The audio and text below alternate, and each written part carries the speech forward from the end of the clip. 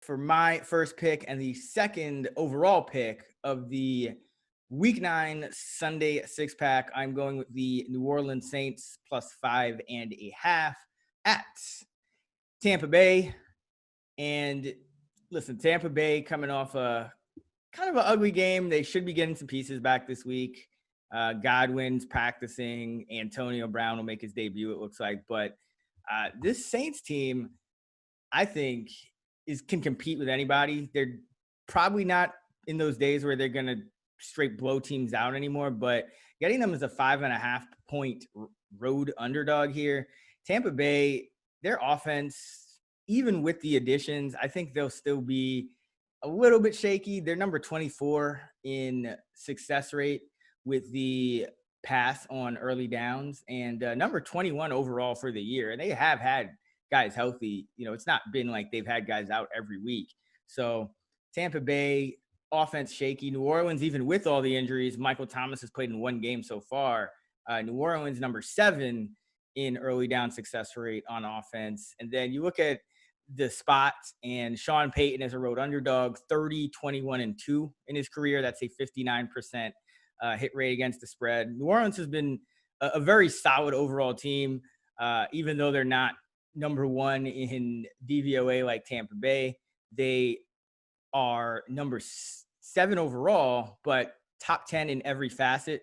They're number 7 overall, number 7 on offense, 8 on defense, 5 on special teams. Very solid overall team. You have Emmanuel Sanders practicing after being on the COVID list. Michael Thomas practicing as well. We'll see if he actually makes his return this week or not. After it looked like Alvin Kamara was being held out, but he's going to play as well. So Saints should be relatively healthy, at least healthier than they've been these past few weeks.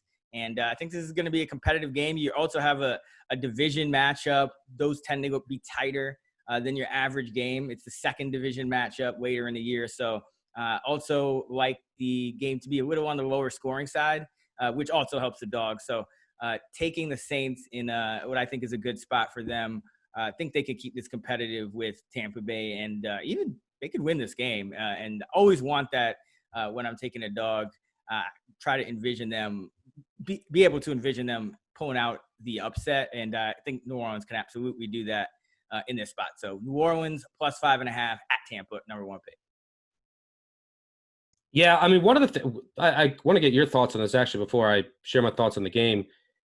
What are your thoughts on Michael Thomas? Is there something else going on there? Is he going to play? Is he not playing the rest of the year? I mean, what's the deal there? So I looked into this. I was kind of wondering about this last week. Apparently what happened, for people that don't know, is that he got in a fight with CJ Gardner-Johnson in practice, punched him, but the real issue is that he didn't apologize afterwards and was talking back to the coaches and kind of just disrespecting them. And so essentially Peyton had no choice but to suspend him, because you just can't, especially a coach with the kind of respect that Sean Payton garners. You can't have a guy, especially the star of the team, disrespecting him. So they held him out that game, and then he picked up another injury, another hamstring injury. At least that's what they say. He says he was hurt the whole time. So there are conflicting reports. I don't know. I think that the Saints are kind of it's kind of turning into an Antonio Brown situation. It's like best receiver in the league, putting up a ton of numbers, but you're seeing it in front of our eyes, kind of it's getting to this dude's head, because we've seen it on social media with him going in at Devontae Parker over, some comments that had nothing to do with him in the offseason, I believe it was. So just not a great situation, but with him on the field, the Saints are obviously better than not. I mean, they've been getting by with, I don't even know who they had out there last week. Austin Carr and company. They waived Tommy Lee Lewis after a week, Juwan Johnson. So Sanders is back. That's big. Thomas still iffy, but he is practicing. So we'll see. Yeah, I don't disagree with you. I think the line is a little bit inflated. The Bucs also on a short week. Godwin isn't a definite. But the Saints have been, look, their defense has just been, I thought it was going to be a lot better, but they're giving up touchdowns on 90% of red zone drives. That should regress. They should have a bump in their defense the rest of the way. The only thing that does concern me here, and this might get into your total later, is the wind. We could potentially have 20 mile an hour plus winds, and look, Tampa defends short passes well. They defend the run well. Breeze doesn't really have a strong arm now. He has a shoulder injury he's dealing with in practice. So what can New Orleans get anything down the field? I don't know.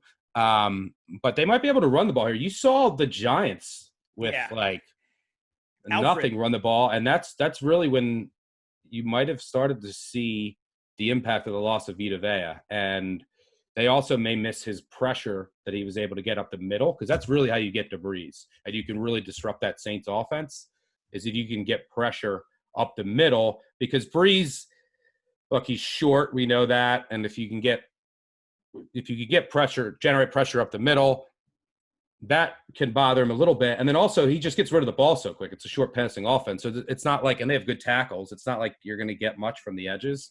So yeah, I think I agree with you that that's where the value is. Yeah, the Saints are number 4 in adjusted line yards allowed. The Bucs are number 1, so the Saints can play some run D well. I think if there's kind of a shaky weather situation, it only helps the Saints as a dog in this case.